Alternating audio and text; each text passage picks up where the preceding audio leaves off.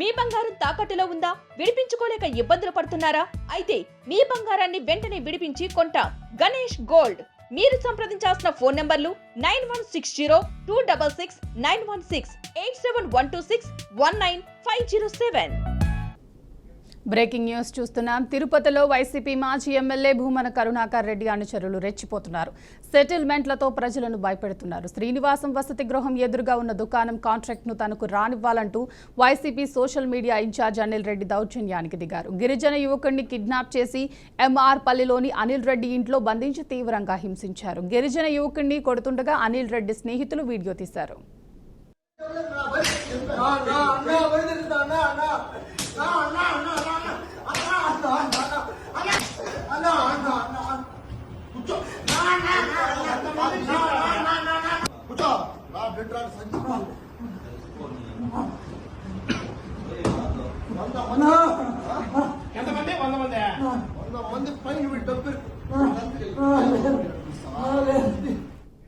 ఇదే అంశానికి సంబంధించి మరింత సమాచారం మా ప్రతినిధి గోపీనాథ్ అందిస్తారు.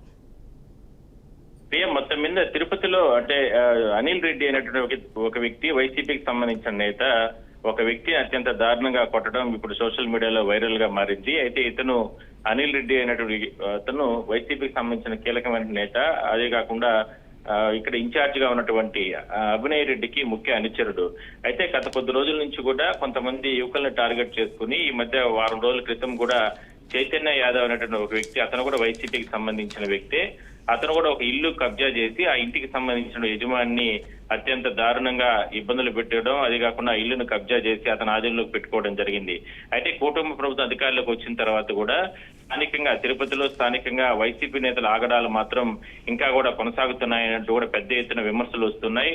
గత 3 రోజుల క్రితం చైతన్య యాదవ్ ఏదైతే వైసీపీకి సంబంధించినటువంటి నేత ఒక ఇంటి యజమాని పైన దౌర్జన్యం చేసి ఇంటిని ఆక్రమించుకున్న నేపథ్యంలో ఇప్పటికే పోలీసులు అతని పైన అరెస్ట్ చేసి కేసులు నమోదు చేయడం జరిగింది. అయితే తాజాగా ఒక వ్యక్తిని కిడ్నాప్ చేసి అత్యంత దారుణంగా ఒక రహస్య ప్రదేశానికి తీసుకెళ్లి ఒక యువకుడిని అత్యంత దారుణంగా కొట్టినటువంటి వీడియోలన్నింటినీ కూడా వైరల్ అవడం జరిగింది. అక్కడే ఉన్నటువంటి కొంతమంది యువకులు ఆ వీడియో నుంచి కూడా ఏదైతే అనిల్ రెడ్డి ఒక యువకుని పైన దాడి చేస్తున్న సందర్భంగా తీసినటువంటి వీడియోలన్నింటినీ కూడా వైరల్ చేయడం జరిగింది. అయితే పోలీసులు ప్రస్తుతానికి బాధితులను ఆసుపత్రికి తరలించడం జరిగింది.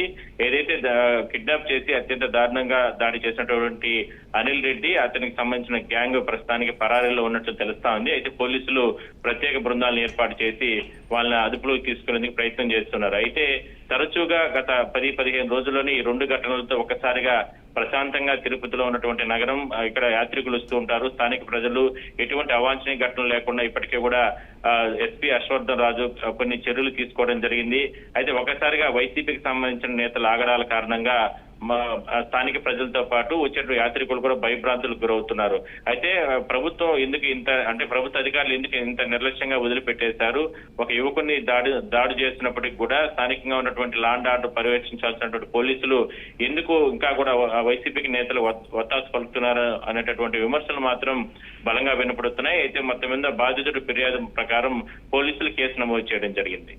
గోపీనాథ్, ఇప్పుడు ఈ వీడియో వైరల్ అయిన తర్వాత ప్రభుత్వం ఎటువంటి చర్యలు తీసుకుంది?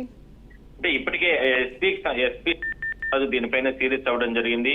ఆ వీడియో అంటే ఆ యువకుడు అంటే ఇక్కడ స్థానికంగా తిరుపతి భవన్ నగర్ చెందిన యువకుడిగా చెప్తున్నారు.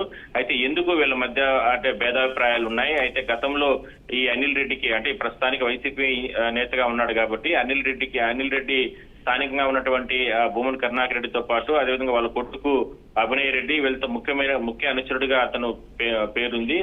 మళ్ళీ వాళ్ళ ప్రోల్పులంతో ఏదైనా సరే ఇతను ఆ యువకుని పైన దాడి చేశారా, అసలు వీళ్ళ మధ్య ఘర్షణ గల కారణాలు ఏంటి అనే దానిపైన పోలీసులు దృష్టి సారించడం జరిగింది. ఎవరినైనా అరెస్ట్ చేయడం జరిగిందా గోపీనాథ్? చెప్పండి. ఎవరినైనా అరెస్ట్ చేయడం జరిగిందా ఈ విషయం మీద? ఇప్పటి వరకు ఎవరినైతే అరెస్ట్ చేయలేదు. కొంతమంది మాత్రం ఏదైతే అనిల్ రెడ్డి అంటే ఈ దాడి జరిగిన తర్వాత వాళ్ళందరూ కూడా పరారవడం జరిగింది ఆ యువకుని వదిలిపెట్టేసి. అయితే కొంతమంది అక్కడ ఉన్నటువంటి కొంతమంది వాళ్ళ కాని వాళ్ళు ఆ వీడియోని సీక్రెట్ కెమెరాతో అంటే షూట్ చేసి దాని తర్వాత సోషల్ మీడియాలో పెట్టడం అవన్నీ కూడా వైరల్ అవడంతో బాధితుడు అక్కడి నుంచి కూడా తప్పించుకొని నేరుగా వచ్చి పోలీస్ స్టేషన్ లో ఫిర్యాదు చేయడం, దాని తర్వాత ఆసుపత్రికి అతను తరలించడం జరిగింది. ప్రస్తుతానికి బాధితుడు ఇచ్చిన ఫిర్యాదు ప్రకారం పోలీసులు కేసు నమోదు చేశారు. ఏదైతే అనిల్ రెడ్డితో పాటు దాడి చేసినటువంటి ఎవరైతే ఉన్నాడో అనిల్ రెడ్డి వైసీపీకి సంబంధించిన నేతతో పాటు మరికొంతనే అంటే మొత్తం 6 మంది ఇందులో పాల్గొన్నట్లు చెప్తున్నారు పోలీసులు.